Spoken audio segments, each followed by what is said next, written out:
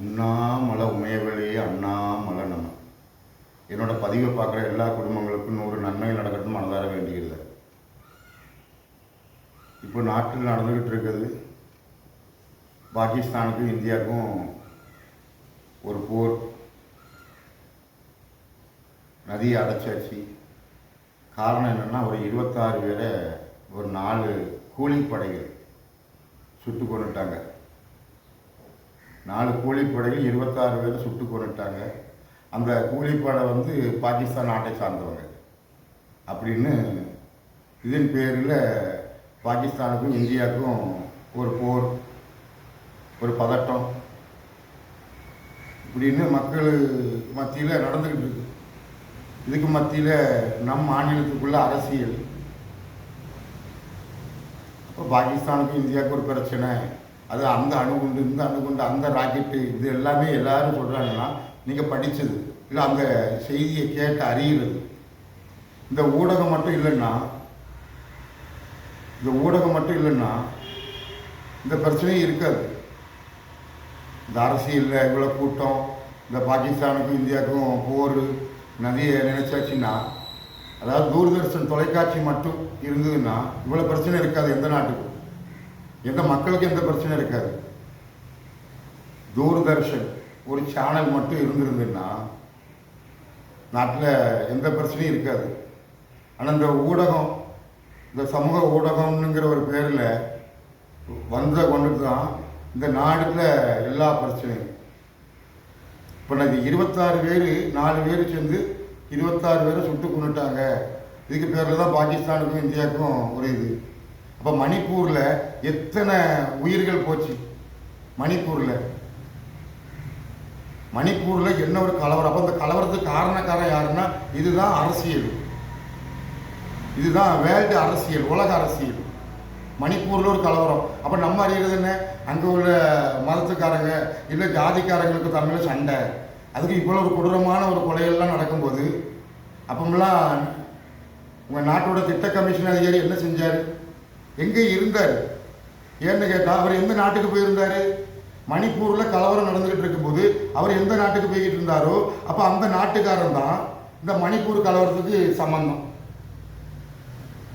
இப்போ இந்த 26 பேர் 4 பேர் சுட்டு கொண்டாங்க அப்படிங்கும்போது, இப்போ கடைசியாக உன் நாட்டு திட்ட கமிஷன் அதிகாரி எந்த நாட்டுக்கு போயிருந்தாரோ, கடைசியாக இந்த 26 பேர் மரணத்துக்கு முன்னக்குட்டி உன் நாட்டு பிரதமர் திட்ட கமிஷன் அதிகாரி திரு நரேந்திர மோடி அவர்கள் எந்த நாட்டுக்கு போயிருந்தாரோ அந்த நாட்டுக்காரன் தான் இந்த 26 கொலைக்கு காரணம்.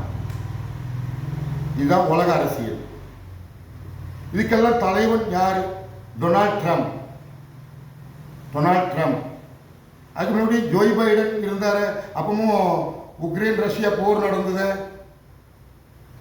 ஆப்கானிஸ்தான் தாலிபானும் ஆப்கானிஸ்தான் பூரா வெளியேறி தாலிபான் கையேறிட்ட. அப்படிங்கும்போது அப்போ இந்த G20 மாநாடு நம் பாரத தலைநகரத்தில் நடந்தது இல்லையா? G20 மாநாடு. அந்த G20 மாநாடுக்கு அப்புறம் தான் இவ்வளவு.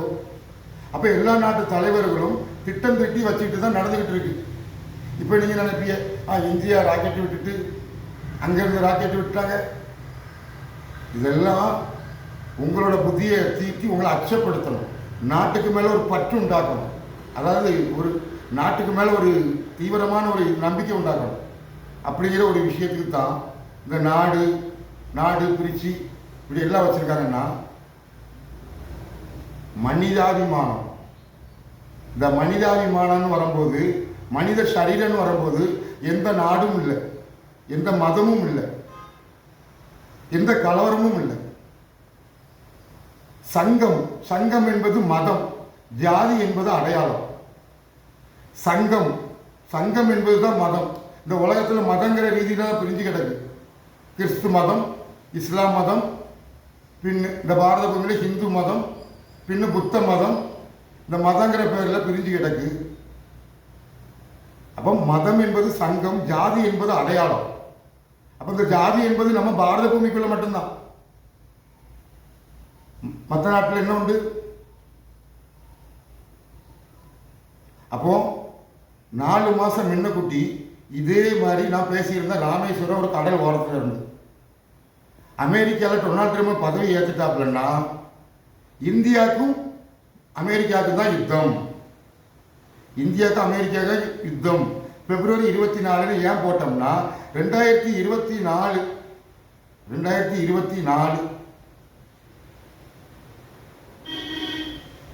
அப்படிங்கும்போது இதெல்லாம் கலந்து பேசிக்கிட்டாங்க. 2025 பிறக்கும் போது இப்படியெல்லாம் வரும். இப்போ இதுக்கு முன்னக்கூட்டி ஒரு புயல் வந்தது. அந்த புயலுக்கு பேர் சவுதி அரேபியா வச்சது. அப்போ அடுத்த புயல் சக்தி புயல், அது இலங்கை பேர் வைக்கும் அப்படின்னு இலங்கை தான் பேர் வச்சுட்டு அப்படி முன்னக்கூட்டியே புயலையே தீர்மானம் பண்ணி வைக்கிறாங்க. அப்போ இதே போல் இந்த நாட்டில் இந்த நாளில் இப்படி இப்படி நடக்கும். மக்களோட புத்தியை மாற்றணும். அப்போ இதற்கு முன்னாடி கொரோனா லாக்டவுன் டயத்தில் என்ன இருக்கும்னா, வெளியே எங்கேயும் போக முடியாது, வேலை வெட்டிக்கு போக முடியாது, தொழிலுக்கு போக முடியாதுன்னா நீ சேமித்து வச்சுருக்கிற பணம் வெளியே செலவு பண்ணுவேன், இல்லைன்னா உன் வீட்டில் இருக்கிற நகையை கொண்டு அடை வைப்பேன். அப்போ 2020 லாக்டவுன் போட்டு உன் பணத்தை பூரா வெளியே கொண்டாந்தாச்சு.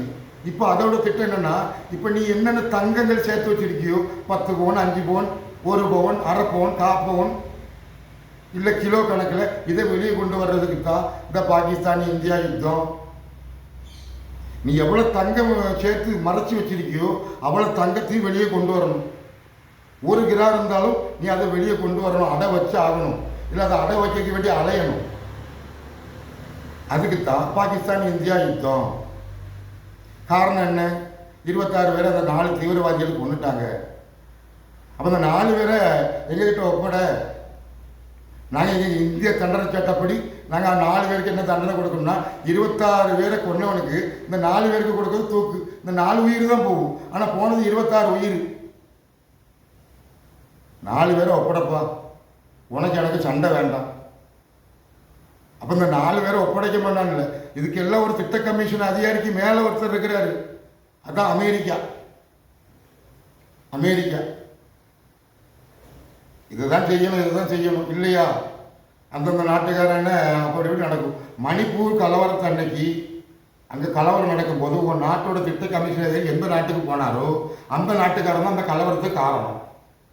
இப்போ இந்த 26 பேர், இந்த 4 தீவிரவாதிகள், கூலிப்படைகள். இந்த தீவிரவாதிகள்னா கூலிப்படை தான்.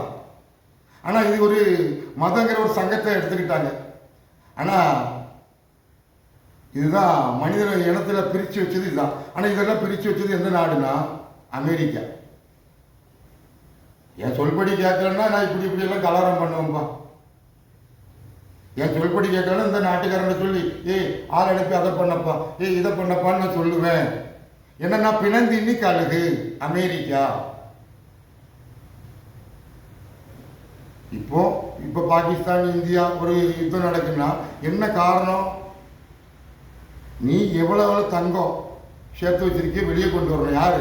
பாகிஸ்தான் நாடு இல்லை, இந்த இந்திய நாட்டுக்குள்ள தங்கங்கள் எவ்வளோ சேமித்து வச்சிருக்கே வெளியே கொண்டு வரணும். இதுக்கு தான் இந்த வார். இந்த 26 பேர் கொலை, 4 தீவிரவாதி, 4 கூலிப்படை, இப்படியெல்லாம் சொல்றது இந்த ஒரு காரணம்தான்.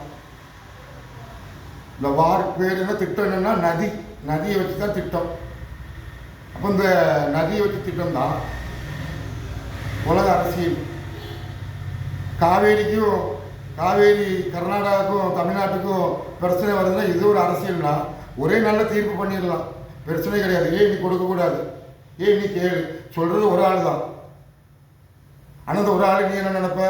நம் நாட்டோட தலைவர் பிரதமர் நரேந்திர மோடி அவர் தான் இப்படி நினைப்பேன். இதெல்லாம் அயல் நாட்டில் மேலே இருந்து ஒருத்தர் செஞ்சுக்கிட்டு இருக்கிறான். ஒவ்வொரு குடிமகன் மேலே கடன் இருக்கு, அது சாதாரணமாக சொல்லிடுறேன். ஆனால் உங்க மேலே கடன் யார்கிட்ட ஒப்படைக்கணும்? ஒவ்வொரு குடிமகன் மேலே இவ்வளோ ரூபா கடன் இருக்குன்னு எல்லாரும் பேசிக்கிடுவோம், சொல்லிக்கிடுவோம். அப்போ இந்த நம்ம மேலே கடன் தந்தது எந்த நாட்டுக்காரன்? அப்போ அவன் மத்தியில் நம்மளாம் ஆடு மாடு மாதிரி தான். ஏன்னா நம்ம நாட்டோட திட்ட கமிஷன் அதிகாரி போய் நம்ம நாட்டுக்கு வேண்டி பேசுகிறாருன்னா நாடு பூமி மக்களுக்கு வேண்டி தான் போய் பேச முடியும். மக்கள் இல்லைன்னா வர்த்தகம் இல்லை, எதுவுமே இல்லை. ஏன் நாட்டுக்கு வேண்டி பேச போனார்? மக்களுக்கு வேண்டி தான். ஒரு நாட்டோட தலைவரை போய் சந்திக்கிறது நாட்டுக்கு வேண்டி இல்லை, மக்களுக்கு வேண்டி. இப்போ கையில் இருக்கிற பொருள் எத்தனை நாட்டுக்காரன் சம்பந்தம் உண்டு தெரியுமா? தெரியாது. நான் இந்த ஃபோன் வச்சிருக்கிறேன், இந்த கைபேசி வச்சிருக்கிறேன். இப்படிங்கிற வாழ்க்கையில் தான் வாழ்கிறோம். இப்போ நாட்டில் நடக்கிறது பாகிஸ்தானுக்கு இந்தியாவுக்கு சண்டை. டொனால்ட் ட்ரம்ப் பதவி ஏற்றா இந்தியாவுக்கும் அமெரிக்காவுக்கும் யுத்தம்னா அப்போ இதுக்கு எல்லாம் காரணம் அந்த நாட்டுக்காரம்னா அவனுக்கும் இந்த இந்தியாவுக்கும் தான் இது. ஒரு 4 மாதம் முன்னக்கூட்டி போய் பின்னாடி போய் பாரு, அமெரிக்கா இந்தியா யுத்தம், பாரத்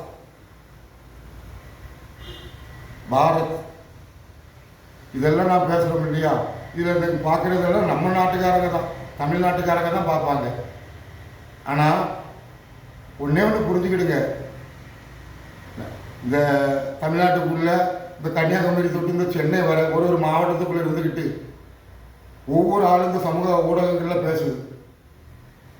இந்த கன்னியாகுமரி தொட்டு சென்னை வரை எடுத்துக்கணும். இந்த ஒவ்வொரு மாவட்டத்துக்குள்ள இதே போல் ஊடகங்களில் பேசுகிறவங்க நிறைய பேர் இருக்கிறாங்க. ஆனால் அவங்ககிட்ட எல்லாம் ஒன்றே ஒன்று சொல்கிறேன், நீங்கள் எல்லாம் கேட்ட அறிவு, அதை தவிர உன்னால் மாற்ற முடியாது. நீ கேட்ட அறிவில் வாழ்ந்த ஒரு ஜென்மங்கள். ஆனால் நான் சுய அறிவு, இந்த சுய அறிவில் என்ன ஒரு வித்தியாசம் தெரியுமோ? அந்த வித்தியாசம் சொல்கிறேன். அப்போ நீ சிந்திச்சு பாரு. மீனாட்சி யாரு, கள்ளழகர் யாரு? மீனாட்சி யாரு, கள்ளழகர் யாரு? இந்த கன்னியாகுமரி தொட்டு இந்த சென்னை வர ஒவ்வொரு மாவட்டத்துக்குள்ள இந்த ஊடகங்கள் இப்படி ஆன்மீக சொற்பொழிவாற்றுறது, அப்படி பண்ணுறது இப்படி பண்ணுறதுலாம் இருக்கு இல்லையா? இதெல்லாம் இருக்கட்டும். இந்த தமிழ்நாட்டுக்குள்ளே தான் எல்லா மாவட்டத்தில் இந்த ஊடகங்களில் நான் சாமியார், நான் சித்தரு, நான் அப்படி இப்படி என்ன வேணாலும் பேசிட்டு போட்டு பிரச்சனை இல்லை. மீனாட்சிக்கும் கள்ளழகருக்கும் என்ன பந்தம்? இதை தவிர அவங்க அறிஞ்சதை தவிர அப்பாறு ஒன்றும் அவங்களுக்கு தெரியாது. கள்ளழகர் அண்ணன், மீனாட்சி சகோதரி. இதில் என்ன வித்தியாசம்? இதுதான் நீ அறிஞ்சது. நீ எல்லாமே இதெல்லாமல் வேற உனக்கு ஒன்றும் தெரியாது. கள்ளழகர் அண்ணன், மீனாட்சி சகோதரி, தங்கச்சி. தங்கச்சி திருமணத்துக்கு கள்ளழகர் அப்படியே வர்றார். சொக்கநாதன் மீனாட்சி திருக்கல்யாணம் கையை கொடுத்து இணைஞ்சிக்கிடுங்க அப்படின்னு கள்ளழகர் கையை பிடிக்கிற மாதிரி பிடிச்சு கொடுக்குறார். இதுதானே உங்களுக்கு தெரியும். இல்லை நீங்கள் இதில் வேற மாதிரி கதையை கேட்டிருந்தீங்கன்னா சொல்லுங்க, இல்லை புரிஞ்சுக்கிடுங்க. கள்ளழகர் ஒன்று தான், மீனாட்சி ஒன்று தான். கள்ளழகர் ஒன்று தான், மீனாட்சி ஒன்று தான். ஒரு அவதாரம் தான், அரிதான். அந்த அரிதான் இந்த பெண் அவதாரம், இந்த பெண்ணு தான் இந்த அரி அவதாரம், ஒன்று தான். ஆனால் இது சொக்கநாதன் எப்படி வந்தாப்புல? சொக்கநாதன் மகன். அப்போ மகன் மீனாட்சி. அப்போ கள்ளழகர் சைவம், மீனாட்சி கள்ளழகர் சைவமா, மீனாட்சி சைவமா? சைவம் வந்து சொக்கநாதன் சைவம், கள்ளழகர் வைணவம். அப்போ மீனாட்சி வைணவம் தானே? நீ தான் சகோதரின்னு அறிஞ்சிருக்கியே. அப்போ மீனாட்சிக்கு சொக்கநாதனுக்கு என்ன பந்தம்? கணவன் மனைவி. இவங்க திருமணத்துக்கு தானே கள்ளழகர் மதுரையை நோக்கி புறப்பட்டாரு. இது நீ அறிஞ்சுக்கிட்டது. கள்ளழகர் ஒன்று தான், மீனாட்சி ஒன்று தான். சொக்கநாதன் என்பது பிள்ளை, சைவம். ஆனால் வைணவம் என்பது அரி, மீனாட்சி. இப்படிதான். அப்போ இந்த பூமிக்குள்ள, இந்த தமிழ்நாட்டுக்குள்ள இது இப்படி இருந்துக்கிட்டு இப்படி நடக்க போத இவங்களுக்கு அதான் கவலை. இப்போ பாகிஸ்தான் இந்தியா யுத்தம் பெரிய அரசியல் மாதிரி பெரிய இதில் பேசுவாங்க. நாடு மேலே பற்றுன்னு அன்பு மூலம் பேசுவீங்க. காரணம் என்ன? நீ சேர்த்து வச்சிருக்கிற தங்கம், அந்த தங்கத்தை பூரா வெளியே கொண்டு வரணும். ஏன்னா நீ சேர்த்து வச்சிருந்த பணத்தை பூரா 2020 2023 வரை உன்னை கடங்காரனாக்கி ஒன்று இருந்தது எல்லாம் கொண்டு வர வச்சாச்சு. இதை வேலைக்கு போக முடியாது, கடை தொடர்ந்து பிஸ்னஸ் பண்ண முடியாது, எதுவும் பண்ண முடியாது. ஆனால் இதில் ஊழலை பண்ணாங்க. இந்த சில்லறை கடைக்காரங்க இருக்காங்கல்ல, மனசாட்சி இல்லாமல் பண்ணாங்க. மனசாட்சி இல்லாமல் ஒன்றுக்கு ரெட்டை விலைக்கு விற்றாங்க. ஒரு பொருளை ரெட்டை விலைக்கு விற்றாங்க.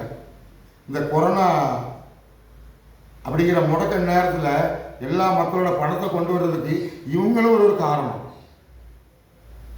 சாதாரண ஒரு கிராமத்துக்குள்ளே கடை வச்சுருக்கிறவங்கெல்லாம் ஒன்றுக்கு ரெட்டியாக சம்பாத்தியம் பண்ணலாம்.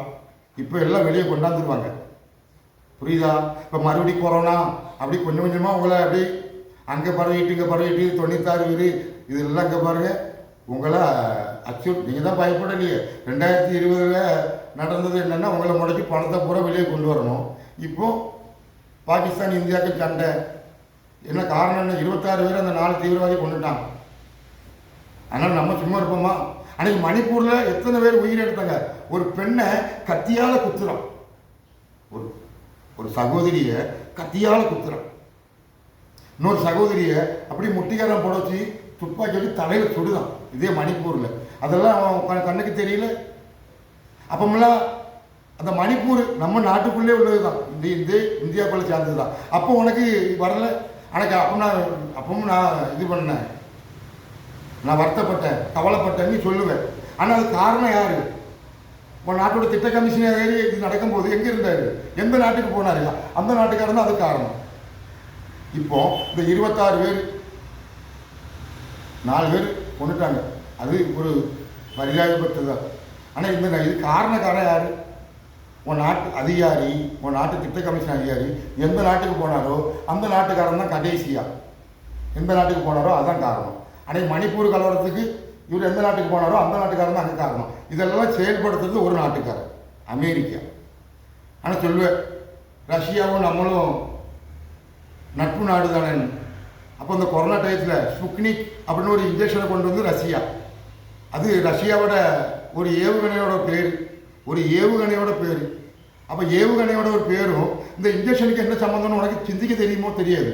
ஏன்னா இப்போ பேச ஆரம்பிக்கிறேன். ஆனால் 2020 லாக்டவுனில் யாரும் பேசலை.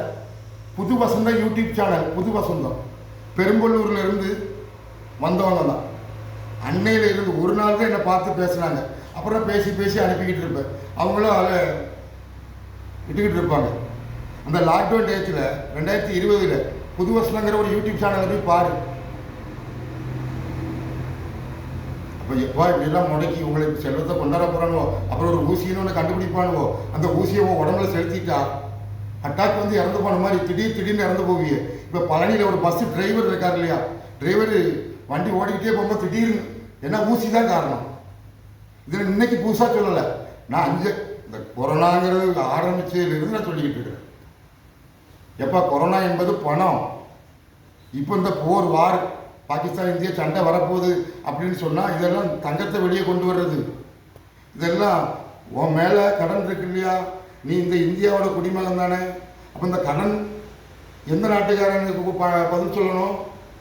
இப்போ என் மேலே கடன் இருக்கு, நான் எந்த நாட்டுக்காரனுக்கு பதில் சொல்லணும்?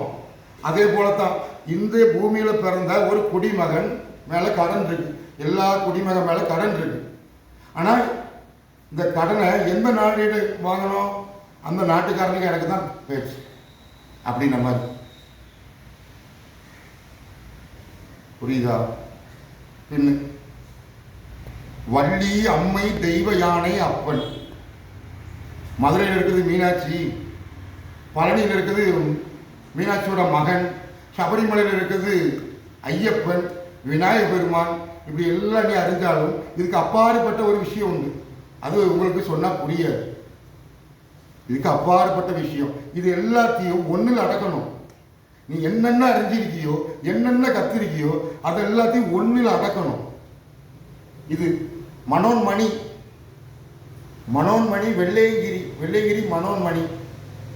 இது வெள்ளையங்கிரி மலையில் கார்த்திகை தீப யாத்திரை கொண்டு போகிற கொப்பரை, தீப கொப்பரை, திருவண்ணாமலை கொப்பரை மாதிரி. இது மனோன்மணி. இந்த அம்பாள் தான் மலைக்கு மேலே போகும், 48 நாள் இருந்துட்டு வரும். அப்போ இந்த அம்பாள் மத்தியில் இருந்துட்டு நான் சொல்லும்போது, இந்த அம்பாள் ஆணோ பெண்ணோன்னு சொல்லும்போது மனோன்மணி பெண்ணுன்னு தானே அறியும் தெரியும். ஏன்னா அறியும் பெண்ணும் ஒன்று, மீனாட்சியும் கள்ளழகரும் ஒன்று. அப்போ சொக்கநாத அது மகன். அஸ்த நட்சத்திரம் உத்தர நட்சத்திரம் ஒன்னானேது. உனக்கு இந்த பிராமணர்கள் தாலி கட்டுறாங்க, சொக்கநாதர் வந்து மீனாட்சி தாலி கட்டுறாங்க, திருக்கல்யாணம், அது நீ அறிஞ்சுக்கிட்டது. மதுரை என்பது திருக்கல்யாணை, கல்யாணை, தெய்வ யானை திருமணமா திருப்பரங்குன்றம். அப்ப திருப்பரங்குன்றம் வேற, மதுரை வேற, பழனி வேற, எல்லாமே ஒண்ணுதான். திரு அனந்த பத்மநாதன் திருவனந்தபுரம், அது இந்த பாண்டிய நாட்டோட சேர்ந்தது, இந்த மதுரை சார்ந்தது. நீ போய் அந்த கோயிலுக்குள்ள போய் சுத்தி பாரு, கல்வெட்டை பாரு. எல்லாத்துலேயும் மீன் கொடி இருக்கும், 2 மீன் இருக்கும். மீன் 2 மீன் என்ன அரி மீனாட்சி 1 மீன் 1. அதுக்குதான் மச்ச அவதாரம். நீங்க இந்த சித்தர்கள் கதை, நமச்சிவாய பஞ்சாசர மந்திர கதை, இந்த சரவணபவம் 6 எழுத்து கதை, 8 எழுத்து நமோ நாராயண கதை, இதெல்லாம் என்கிட்ட செல்லாது. நமோ நாராயணா என்ன பொருள், நமச்சிவாய என்ன பொருள், இது அறிஞ்சாலே போதும். புரியுதா? சங்கரங்கோயிலில் சங்கர நாராயணனா இருக்கிறது யாரு, நெல்லையப்பரா இருக்கிறது யாரு, ராமநாதனா இருக்கிற யாரு, திருவண்ணாமலை அண்ணாமலையாரா இருக்கிறது யாரு, இதெல்லாம் தெரியாம ஒன்றும் பேசலை. சொக்கநாதன் மீனாட்சியோட மகன், அரியோட மகன், கள்ளழகர் மீனாட்சி 1. அப்போ நீங்கள் அறிஞ்சிக்கிட்டது இந்த கன்னியாகுமரி தொட்டு இந்த மாவட்டத்துக்குள்ள தமிழ்நாட்டுக்குள்ள எல்லா ஆன்மீகம் இருக்கட்டும். இது உங்களுக்கு புரிய வருமா? வராது. பாண்டிய மன்னனுக்கு ஒரு வாரிசு, மீனாட்சிங்கிற ஒரு பெண் வாரிசு, அரசி, பெண் அரசி. அப்போ கள்ளழகர் மூத்த மகனாக தானே இருக்கணும். மீனாட்சியை மட்டும் பாண்டிய மன்னன் மீனாட்சி மதுரை சார்ந்து பேசும்போது கள்ளழகர் யாரு, கண்ணகி யாரு, மங்கள கண்ணகி, மங்கள கண்ணகி தேவி, மங்களநாதா, மங்களா தேவி, இப்படிங்கிறதெல்லாம் உண்டு. இதை ஏன் சொல்கிறோம்னா இதுதான் உண்மை. அம்மை சிவகாமி, அப்பன் சிதம்பரம்.